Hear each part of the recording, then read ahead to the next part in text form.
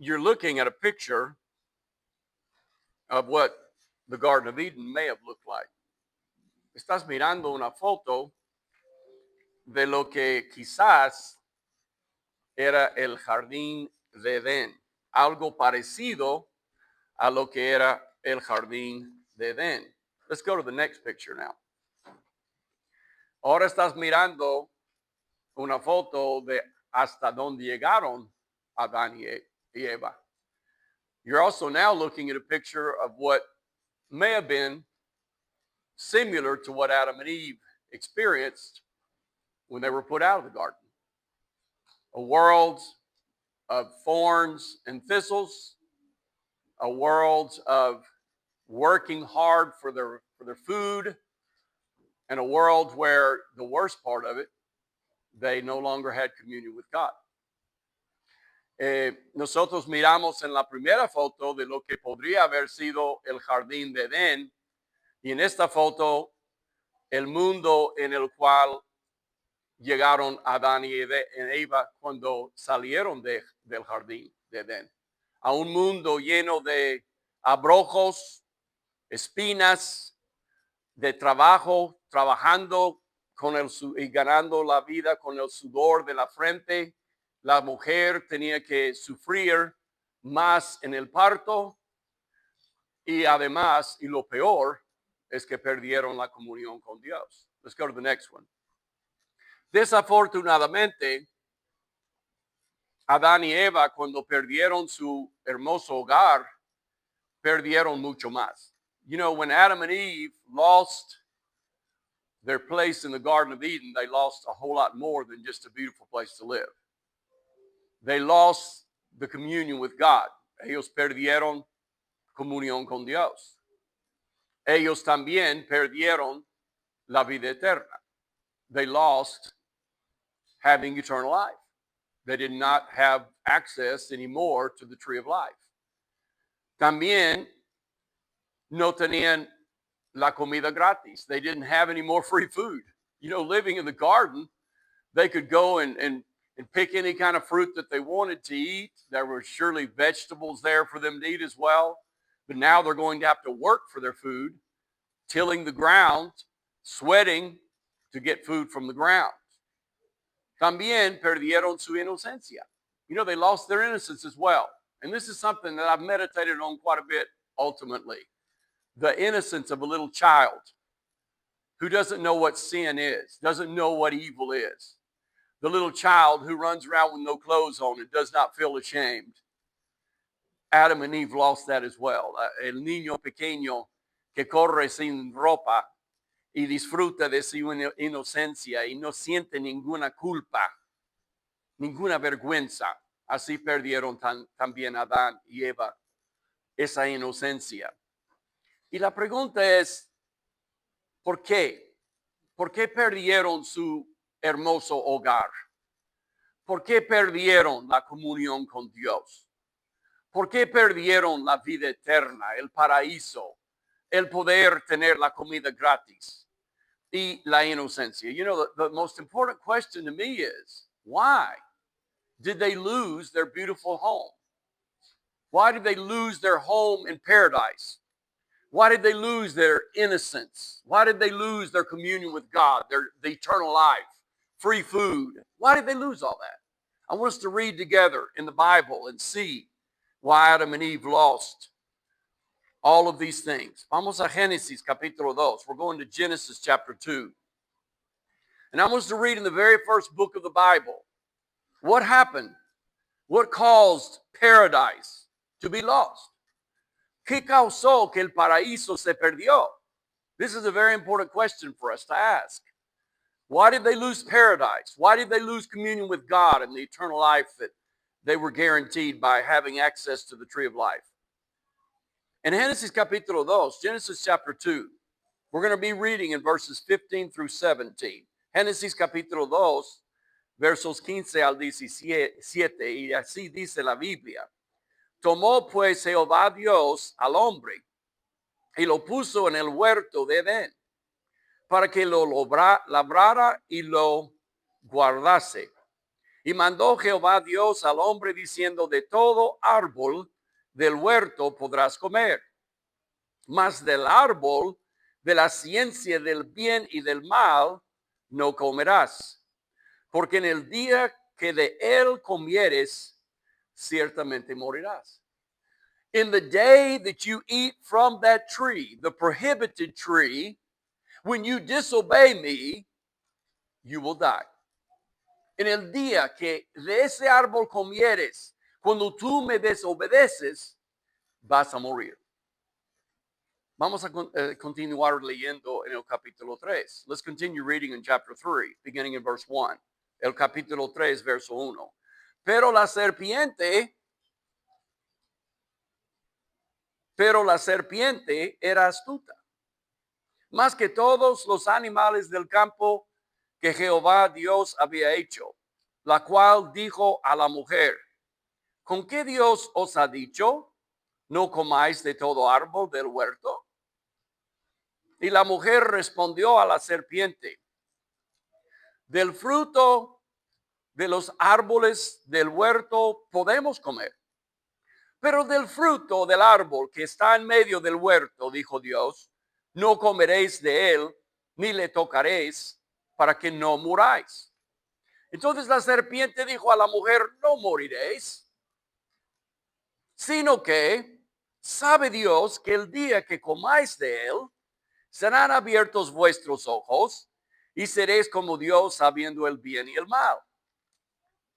Y vio la mujer que el árbol era bueno para comer y que era agradable a los ojos y árbol codiciable para alcanzar la sabiduría. Y tomó de su fruto y comió y dio también a su marido, el cual comió así como ella. Entonces fueron abiertos los ojos de ambos y conocieron que estaban desnudos. Entonces cosieron hojas de higuera y se hicieron delantales, y oyeron la voz de Jehová Dios que se paseaba en el huerto al aire del día, y el hombre y su mujer se escondieron de la presencia de Jehová Dios entre los árboles del huerto. Mas Jehová Dios llamó al hombre y le dijo, ¿dónde estás tú? Y él respondió, oí tu voz en el huerto y tuve miedo, porque estaba desnudo y me escondí. Y Dios le dijo, ¿quién te enseñó que estabas desnudo? ¿Has comido del árbol de que yo te mandé no comieses? Y el hombre respondió, la mujer que me diste por compañera me dio del árbol y yo comí. Entonces Jehová Dios dijo a la mujer, ¿qué es lo que has hecho? Y dijo la mujer, la serpiente me engañó y comí. Nosotros podríamos decir, ¿verdad?, que entró el pecado. We could say in one word, sin had entered the garden. Sin ruined everything. El pecado arruinó todo. Arruinó todo. Sin ruined everything. And you know something? We're not saying that Adam and Eve all of a sudden were just bad people. No estamos diciendo de repente que Adán y Eva fueron personas malas, pero sí estamos diciendo que desobedecieron a Dios. You know, we are saying that they disobeyed God. They sinned. And they only sinned one time. Solo pecaron una sola vez. And you know, I heard a very famous preacher say one time, a very famous evangelist say one time, no one has ever obeyed the Ten Commandments. No one's ever obeyed the Ten Commandments. Nadie jamás, dijo un evangelista muy famoso, nadie jamás ha obedecido los 10 mandamientos perfectamente. You know, if you're here today and you disobeyed your parents just one time, maybe you were 13 years old and your mama told you not to leave the house to do your homework, and you just decided to leave anyway. You sinned one time. And because of that sin, it's exactly the same thing with Adam and Eve. There are consequences. Quizás usted desobedeció a sus padres una sola vez. Desobedeció a su madre porque su madre o su padre le dijo a usted que no salga y usted salió. Desobedeció a su padre o a su madre. Entonces usted pecó y hay consecuencias. Y la Biblia nos enseña que todos nosotros pecamos. La Biblia dice en Romanos 3:23, todos pecaron y están destituidos de la gloria de Dios. Podríamos decir, todos desobedecieron. You know, the Bible says in Romans chapter 3, verse 23, all have sinned. Or we could say, all have disobeyed God in one way or the other. You know, you may have said, oh my God, one time. Are you kidding me, Greg? Just by saying, oh my God, and using God's name in vain, one of the 10 commandments which prohibits using God's name in vain, or you may have used GD one time, you will have consequences in your life because you, as Adam and Eve, disobeyed God. You sinned. And there are consequences. Tan solo por decir, oh my God, Dios mío, desobedecemos una vez usando en vano el nombre de Dios, es uno de los 10 mandamientos, entonces habrá consecuencias. Habrá consecuencias. Y hubo 2 consecuencias en el caso de Adán y Eva. You know, there were 2 consequences when Adam and Eve sinned. There was separation from God, and there was death. And you know, those 2 things nobody likes. Nobody likes separation. A nadie le gusta la separación. Let's go to the next one. You know, when a child is separated from their parents, it's a bad thing.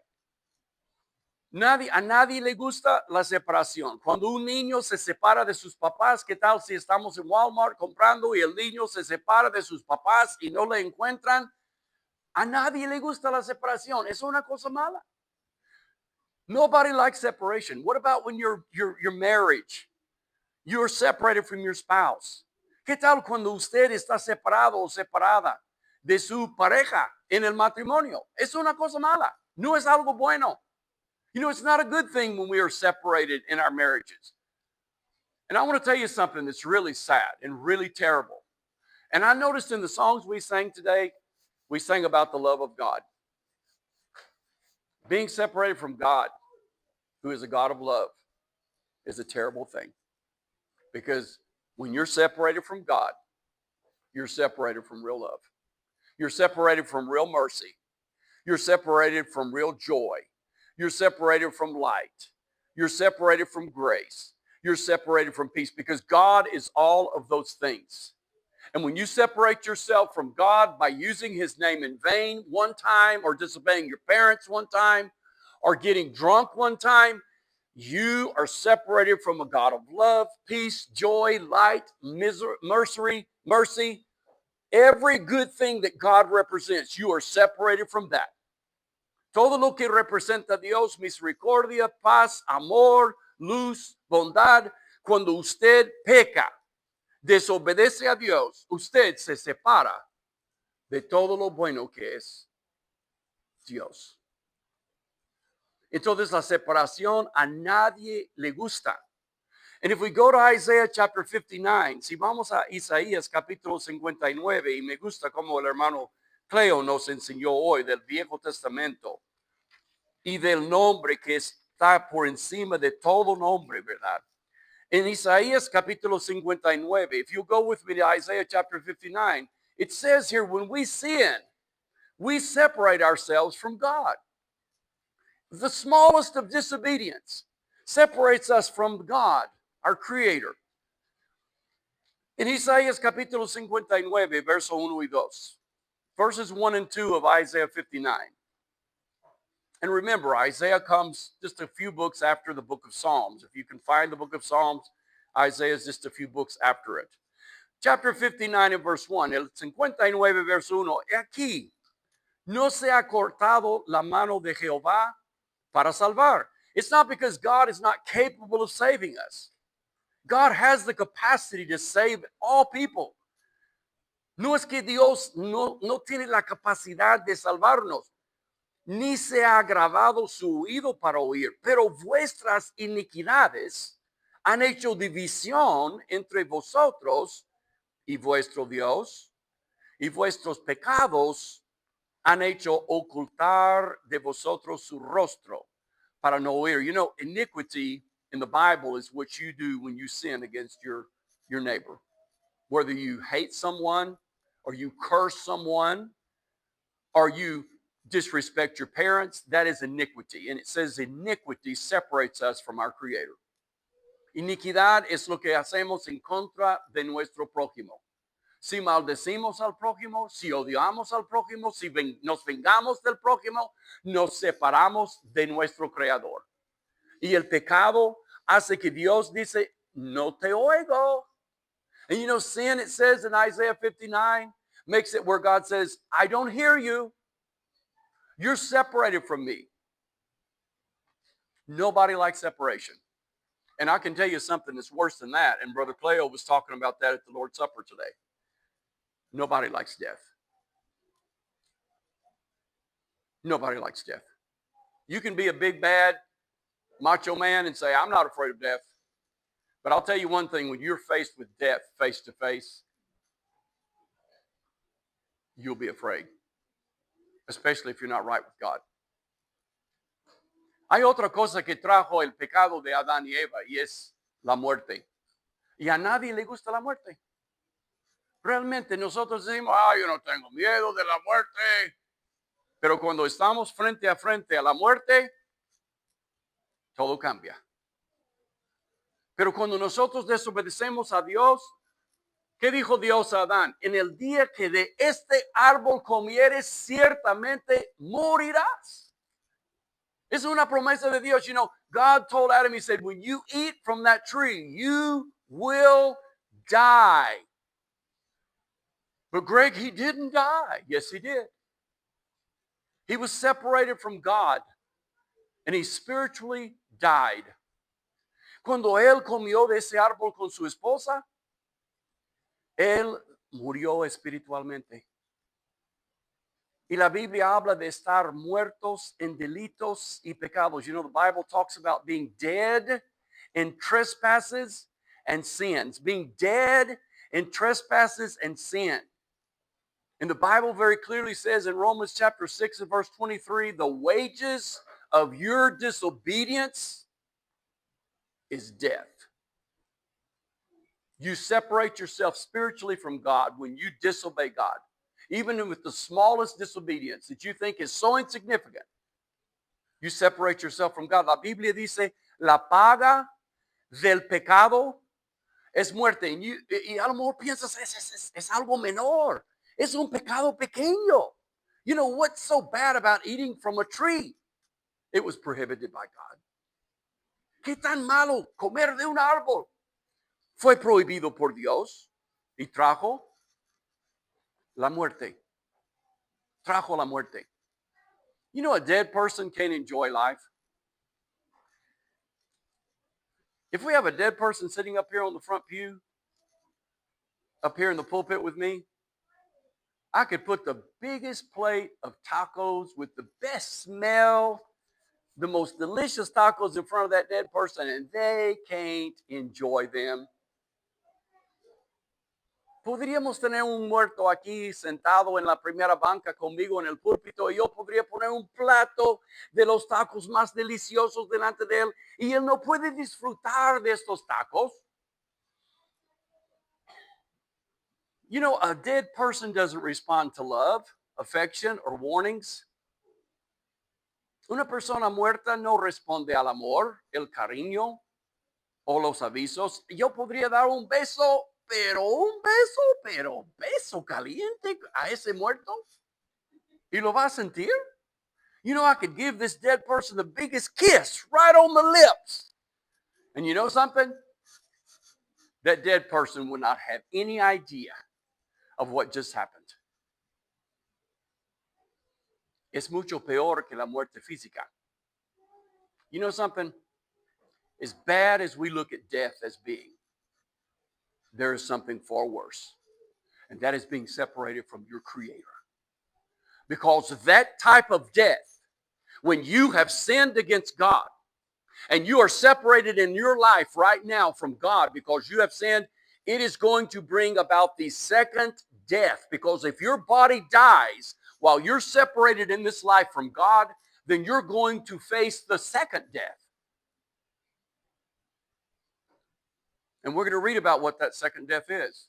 Si usted en vida física está separado o separada de Dios por su pecado, es mucho más grave que la muerte física, porque esta muerte espiritual, si morimos en esta muerte espiritual, separados de Dios, si muere el cuerpo, entonces vamos a experimentar lo que se llama la segunda muerte. Y vamos a leer lo que es la segunda muerte. Vamos del primer libro de Génesis hasta el último libro. We're going to go to the last book of the Bible, which is a Revelation. And there are things about Revelation we don't understand. Hay cosas en Apocalipsis que no comprendemos. Pero quiero preguntarle, ¿qué de este versículo que vamos a leer no comprende usted? You know, I want to ask you, there are things in the book of Revelation that we can understand. It's a complicated book. But I want to find out, what is it about this verse we're going to read in Revelation chapter 20 that you don't understand? Tell me when we read it, what you don't understand about this verse. En Apocalipsis capítulo 20, versos 14 y 15, ¿qué es lo que no entiendes de estos versículos? Y la muerte y el Hades fueron lanzados al lago de fuego. Esta es la segunda muerte, la muerte segunda. Y el que no se halló inscrito en el libro de la vida fue lanzado al lago de fuego. You know, I don't understand a lot of things about Revelation, but I understand that if I am not written in the Lamb's book of life, the book that has the people listed in it who have life with God, if I'm not written, my name is not found in that book, I'm going to be thrown into the lake of fire, which is the second death. If I am dead because I'm separated from God in life right now, and my body dies in that state, I'm going to experience the second death. And I want to tell you something. I appreciate Cleo.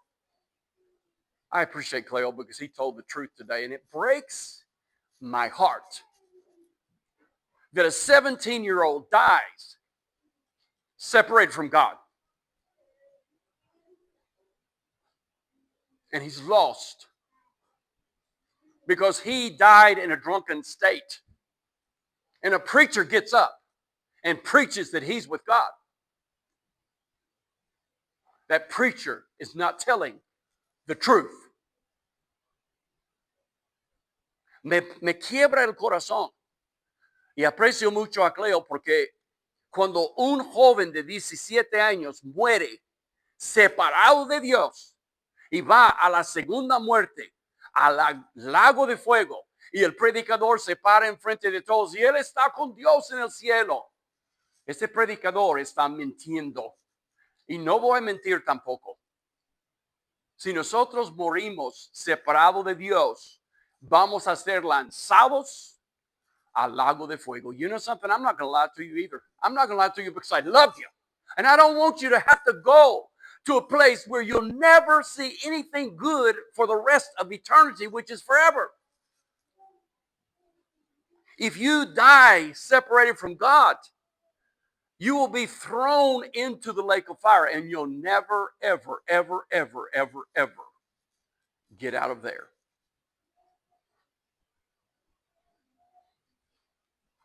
But you know something? There's good news today. If we will just recognize where we are.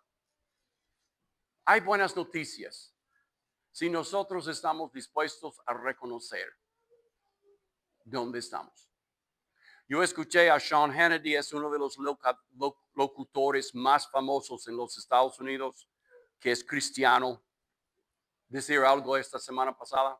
You know, I heard Sean Hannity say last week? He's now a Christian. He said something that's really profound. And if you'll read it with me, Sean Hannity said, for those of us who are interested in the Christian life, we all have to recognize we are failures. We're sinners. Dijo Sean Hannity, para nosotros los que nos interesa la vida cristiana, tenemos que todos reconocer que somos fracasados de la vida. O sea, somos pecadores. Pero las buenas noticias son que hay un remedio. You know, the most beautiful thing about the scriptures are the good news of Christ. That those of us who are sinners and those of us who recognize that we're sinners, there's a way for us to be reconciled with God. You know, this is the good news that you find in the Bible.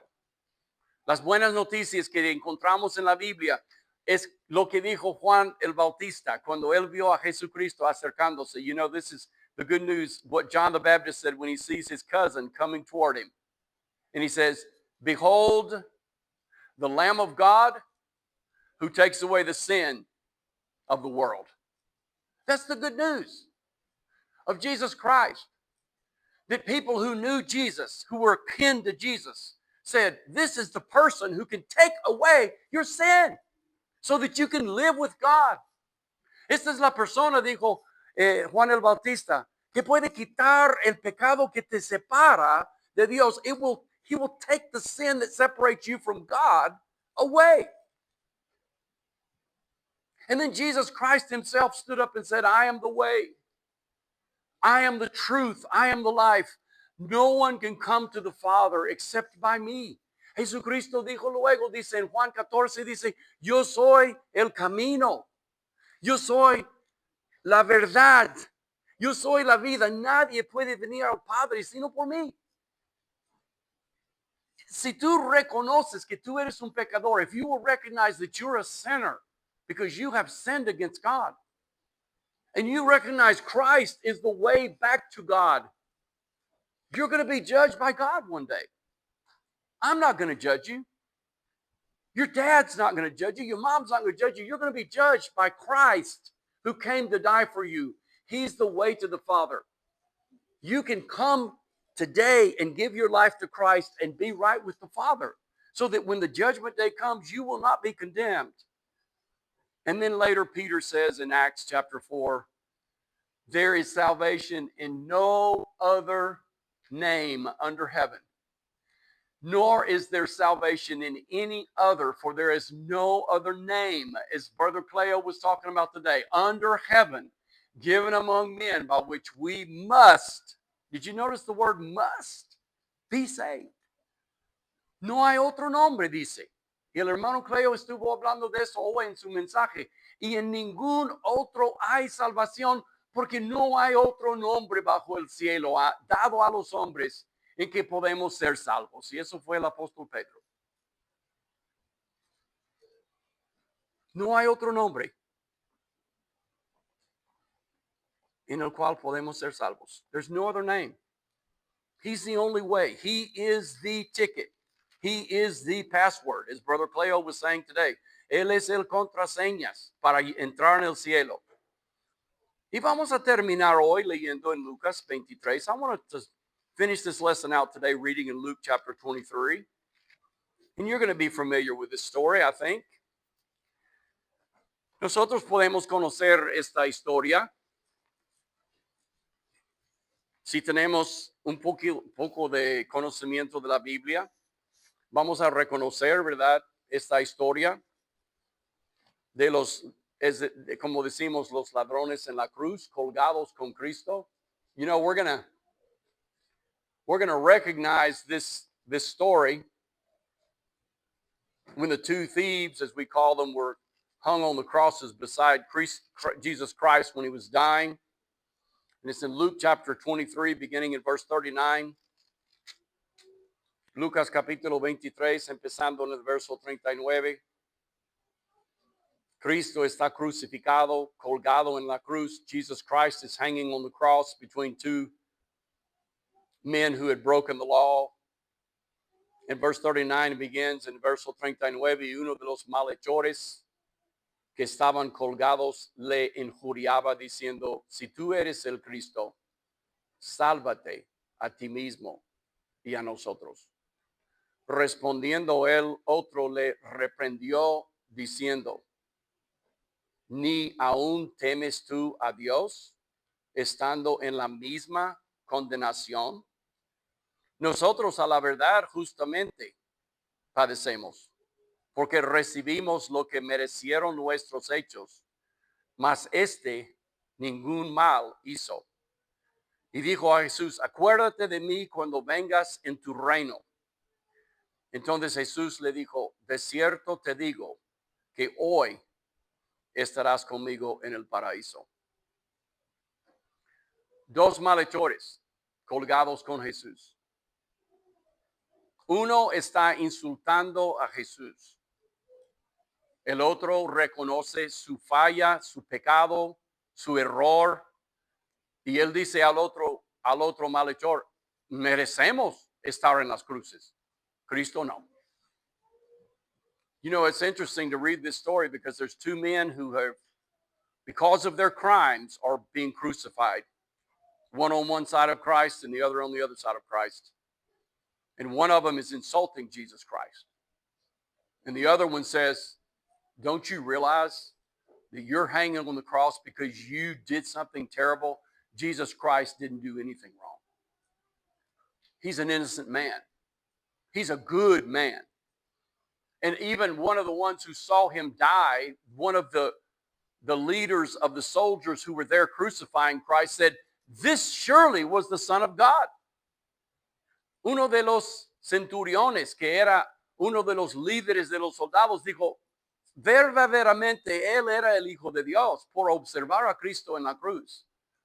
And I want to ask you today, as we look at these two criminals, one recognizes he deserved to die. The other one did not. De los dos malhechores, uno reconoció, yo merezco morir por mi crimen, mis crímenes. El otro no. Uno de los malhechores defiende a Jesús. El otro no. You know, one of them defends Jesus as an innocent man. The other one does not. Uno temía a Dios y quiso ser parte del reino y obedecer a Cristo. El otro no. You know, one fears God and wants to be a part of the kingdom, obeying the king. The other is not interested in that. Uno acabó en el paraíso con Cristo y el otro no. You know, one of them ends up in paradise with Jesus Christ and the other one did not. Now, I just want to ask you, as we finish this lesson today, what cross are you hanging on? ¿En cuál cruz estás colgado tú? ¿Tú reconoces a Cristo como una persona inocente y tú reconoces que tú eres un pecador? You know, do you recognize that Christ was an innocent man who went to the cross in your place? And do you recognize that you're guilty of your sin? Do you recognize that you disobeyed God and you deserve to be punished? Do you fear God and his punishment? ¿Tú temes a Dios y el castigo que mereces por tu pecado? ¿Quieres obedecer al rey y tener salvación? Do you want to obey the king and have salvation and be a part of his kingdom? Obeying the king and Christ for the rest of your life? ¿Quieres estar en el paraíso para siempre? Do you want to be in paradise forever? Y es interesante lo que dijo, y yo quiero que usted se quede con este punto. Cristo dijo, hoy tienes la oferta del paraíso. You know, Jesus Christ, and I want you to remember this point. Jesus Christ said, today, you will have paradise. You will be in paradise. And I want you to remember this point. You have the offer of paradise today. We are not promised tomorrow. If you don't act today, it is possible that tomorrow you will not have the chance to do it. Tomorrow may be too late. Mañana, si usted, Cristo dijo, hoy estarás conmigo en el paraíso. Tú tienes la oferta del paraíso hoy, pero mañana quizás será demasiado tarde. Obedece a Cristo hoy. Reconoce tu pecado hoy. Obey Christ today. Recognize your sin today. Recognize the punishment for your sin today and come to Christ so that you can have paradise instead of condemnation. We're going to sing a song of invitation to invite you to come forward and recognize that you're a sinner and recognize that you need Christ and recognize that you want to be a part of what the King wants you to do in your life. Vamos a